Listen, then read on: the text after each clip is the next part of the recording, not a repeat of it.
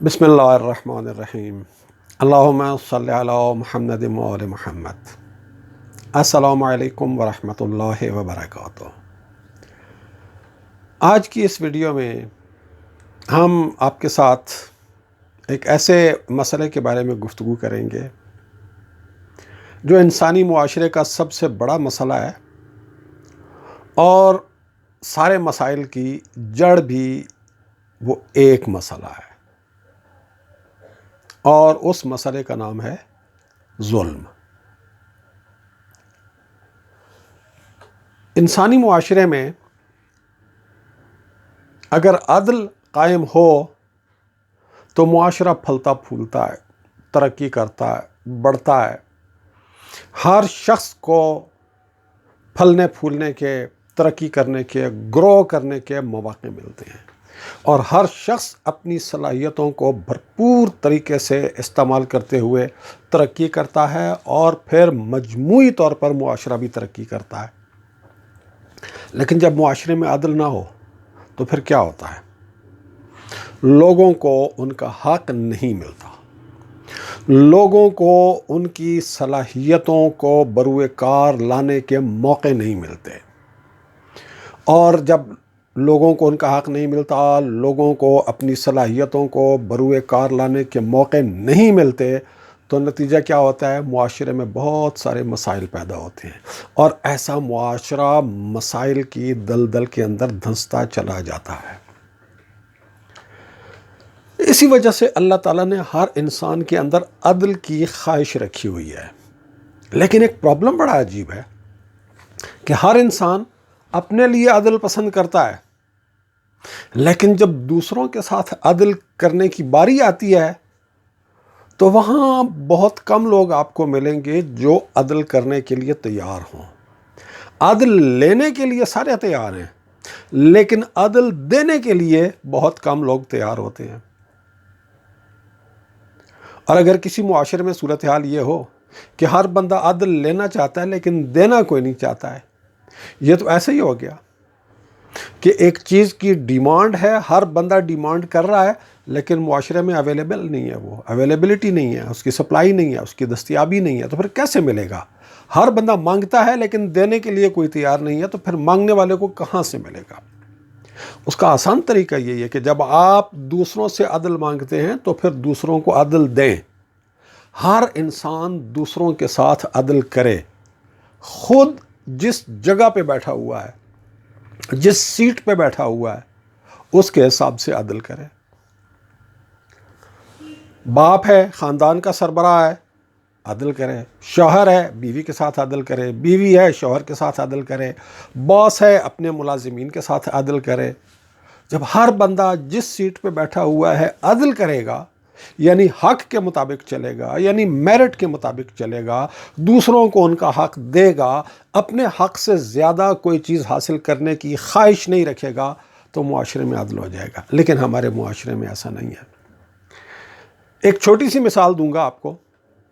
آج کل غزہ میں جو کچھ غیر انسانی مظالم ڈھائے جا رہے ہیں، کتنا ہمارے معاشرے میں اس کی پر بولا جا رہا ہے، احتجاج کیا جا رہا ہے، دکھ کا اظہار کیا جا رہا ہے، افسوس کا اظہار کیا جا رہا ہے، ظلم اور ظالم سے نفرت کا اظہار کیا جا رہا ہے۔ مظلوموں کی مظلومیت کے کوئی کلپس ملتے ہیں تو کہتے ہیں جی اسے زیادہ سے زیادہ شیئر کرو، زیادہ سے زیادہ شیئر کرو، زیادہ سے زیادہ شیئر کرو۔ اچھی بات ہے، ظلم کسی پہ بھی ہو وہ قابل مذمت ہے، ظالم کوئی بھی ہو وہ قابل مذمت ہے، مظلوم کوئی بھی ہو وہ قابل ہمدردی ہے۔ اور مولا علی نے بستر شہادت پر جو آخری وصیت کی تھی، اس وصیت کا ایک جملہ ہی یہی تھا جو آپ نے امام حسن اور امام حسین علیہ السلام کو وصیت کرتے ہوئے فرمایا کہ کونا للظالم خصما وللمظلوم عونا، ہمیشہ ظالم کے مقابلے میں مظلوم کے طرفدار بنے رہنا۔ تو غزہ کے مظلومین کے ساتھ جو ہمدردی ہو رہی ہے، ان کی حمایت ہو رہی ہے، اچھی بات ہے، بہت اچھی بات ہے۔ لیکن تھوڑا سا پیچھے چلے جائیں، ایسے ہی مظالم حوثیوں کے خلاف ہو رہے تھے، ایسی ہی بمباری حوثیوں کے خلاف ہو رہی تھی، ایسے ہی حوثیوں کے بچے مارے جا رہے تھے، ایسے ہی ان کے گھر، ان کے ہاسپٹلز، ان کی ایمبولنسز کو نشانہ بنایا جا رہا تھا۔ ایسے ہی ایک ماں اپنے بچوں کو اٹھا کے رو رہی ہوتی تھی، ایسے ہی بچے اجتماعی قبروں میں دفن کیے جا رہے ہوتے تھے۔ جو آج غزہ میں ہو رہا تھا، آج ہو رہا ہے غزہ میں، وہی حوثیوں کے ساتھ ہو رہا تھا۔ لیکن ذرا سوچیں، اسی پاکستان میں کتنے لوگوں کے کانوں پہ جوں رینگتی تھی، کتنے لوگوں کو دکھ ہوتا تھا، کتنے لوگوں کو افسوس ہوتا تھا؟ بہت کم۔ کیوں؟ اس لیے کہ مارنے والا جو تھا وہ اپنا تھا، مارنے والا چہیتا تھا، لہٰذا کوئی بھی مظلوم کے حق میں نہیں بول رہا تھا اور ظلم اور ظالم کی مذمت نہیں کر رہا تھا۔ بس جب یہ ہوگا نا کہ آپ سلیکٹڈ ظلم اور ظالم کی مذمت کریں گے اور ظالم ہمارا اپنا ہے تو بس چپ کر جاؤ، اب نہ بولو، تو پھر اس معاشرے میں کبھی بھی عدل نہیں آتا۔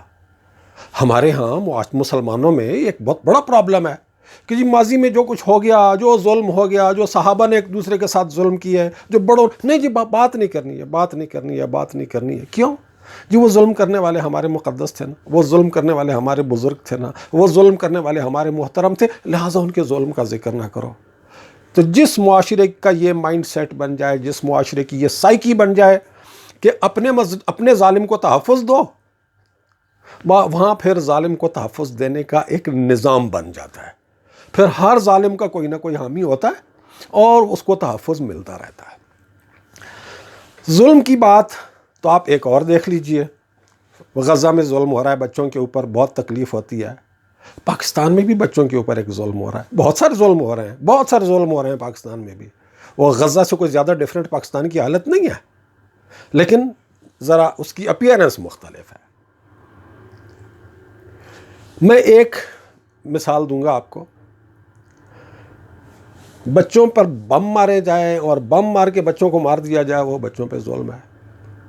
لیکن ایک شہر ہے، ایک ملک ہے جس میں خالص دودھ کی دکان ہی کوئی نہیں ہے، تو وہ دودھ بیچنے والا جو ناخالص دودھ بیچ رہا ہے، ناخالص دودھ کو بھی چھوڑ دیں، دودھ میں پانی ملایا ہوا ہے، کچھ نہ کچھ تو دودھ ہے نا، پتہ نہیں کون کون سے کیمیکلز کو ملا کے سفید رنگ کا ایک آپ نے مایا بنایا ہوا ہے اور اسے دودھ کے نام پہ آپ بیچ رہے ہیں، اور وہ دودھ لوگ لے جا کر بچوں کو پلا رہے ہیں۔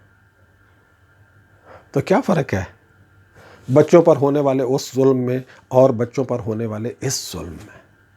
کوئی فرق نہیں ہے، شکل کا فرق ہے صرف۔ وہ بھی ظلم ہو رہا ہے، یہ بھی ظلم ہو رہا ہے، وہ بھی مارا جا رہا ہے، یہ مارا جا رہا ہے، وہ موت اور قسم کی ہے، یہ موت اور قسم کی ہے، لیکن دونوں جگہوں پر بچوں کے ساتھ ظلم ہو رہا ہے۔ ہاں، یہ ظلم اس لحاظ سے زیادہ خراب ہے کہ اس ظلم کو کوئی ظلم ہی نہیں مانتا، اس ظلم کا کسی کو احساس ہی نہیں ہے۔ یہ ایک ایسا کینسر ہے جس کا پتہ ہی نہیں چل رہا کہ ہوا ہے۔ تو جناب، ظلم اور ظالم سے غیر مشروط نفرت جب تک یہ نہیں آئے گی، ہمارے معاشرے سے اور ہماری دنیا سے ظلم ختم نہیں ہوگا، اور ظلم کے نتیجے میں پیدا ہونے والے مسائل بھی ختم نہیں ہوں گے۔ مولا علی علیہ السلام کا ایک جملہ جو اس مسئلے کا حل بتاتا ہے۔ مولا علی علیہ السلام نہج البلاغہ میں خطبہ ہے، خطبہ نمبر 85، علامہ مفتی جعفر حسین صاحب کے ترجمہ کیے ہوئے نسخے کے مطابق خطبہ نمبر 85، اس میں مولا علی علیہ السلام نے ایک اچھے سچے مخلص مومن کی نشانیاں بیان کی ہیں۔ ان میں سے ایک یہ ہے، یہ خطبہ اس قابل ہے کہ اسے پڑھا جائے، بار بار پڑھا جائے، جیسے قرآن شریف میں ہے نا سورہ یاسین، جسے بار بار پڑھا کریں، سورہ واقعہ اسے بار بار پڑھا کریں، نہج البلاغہ میں بھی کچھ ایسی چیزیں ہیں جنہیں بار بار پڑھنے کی ضرورت ہے۔ ان میں سے ایک یہ خطبہ نمبر 85 ہے، علامہ مفتی جعفر حسین صاحب کے ترجمے کے نسخے کے مطابق۔ اس میں مومن کی نشانیاں بتاتے ہوئے مولا علی علیہ السلام نے ایک یہ بیان فرمایا ہے، الزم علی نفسہ العدل، مومن نے عدل کو اپنے اوپر خود لازم کر لیا ہے، اس نے خود ایک قرارداد پاس کیا کہ میں عدل کروں گا، عدل کے سوا کچھ نہیں کروں گا، اس نے اپنے لیے لازم کر لیا ہے، اس نے خود کمٹمنٹ کر لیا کہ میں نے عدل کرنا ہے اور عدل کے سوا کچھ نہیں کرنا۔ الزم علی نفسہ العدل، اس نے اپنے اوپر عدل کو نافذ کر لیا ہے۔ کیسا عدل؟ فکان اول عدلہ نفی الہوى عن نفسہ، اور اس کے عدل کا پہلا قدم یہ ہے کہ وہ اپنے نفس سے نفسانی خواہشات کو مائنس کرتا ہے۔ نفسانی خواہشات کون سی ہوتی ہیں؟ ہر وہ خواہش جو حق کے مطابق نہ ہو، ہر وہ خواہش جو قانون کے مطابق نہ ہو، ہر وہ خواہش جو میرٹ کے خلاف نہ ہو، ہر وہ خواہش جس کی تکمیل آپ غیر قانونی طریقے سے کر رہے ہوں، اسے خواہش نفس کہا جائے گا۔ میرے نفس کی خواہش ہے، ایک طرف آپ کے اللہ کی خواہش ہے، ایک طرف آپ کی خواہش ہے، ایک طرف قانون کا تقاضا ہے، ایک طرف آپ کے نفس کا تقاضا ہے، ایک طرف لوگوں کے حق کا تقاضا ہے، ایک طرف آپ کا تقاضا ہے، آپ کی خواہش ہے، آپ کی وش ہے، آپ کے ڈیزائر ہے۔ آپ کہتے ہیں نہیں جی میں نے ہر حال میں اپنی خواہش کو پورا کرنا ہے، اللہ کے حکم کے خلاف ہے تب بھی، قانون کے خلاف ہے تب بھی، میرٹ کے خلاف ہے تب بھی، میں نے تو اپنی خواہش کو پورا کرنا ہے۔ جب اپنی خواہش کو پورا کرنے پہ انسان تل جائے ہر حال میں، تو پھر وہ ظلم کا ارتکاب کرے گا۔ تو عدل کا پہلا قدم کیا ہے؟ مولا علی فرما رہے ہیں کہ عدل کا پہلا سٹیپ یہ ہے کہ آپ اپنے اندر سے خلاف حق، خلاف قانون، خلاف آئین، خلاف میرٹ خواہشات کو مائنس کر دو۔ آپ کے اندر یہ خواہش ہی نہ ہو کہ میں کوئی چیز غیر قانونی طریقے سے حاصل کروں، آپ کے اندر یہ خواہش ہی نہ ہو کہ میں کوئی چیز ناحق طریقے سے حاصل کروں، آپ کے اندر یہ خواہش ہی نہیں ہو کہ میں کوئی بھی چیز، اقتدار ہو، شہرت ہو، عزت ہو، پیسہ ہو، کچھ بھی ہو، میں غیر قانونی طریقے سے حاصل کروں۔ تو مولا علی علیہ السلام کے اس جملے کو ہمیں ہمیشہ اپنے سامنے رکھنا ہوگا اگر ہم چاہتے ہیں کہ ہمارے معاشرے میں عدل ہو۔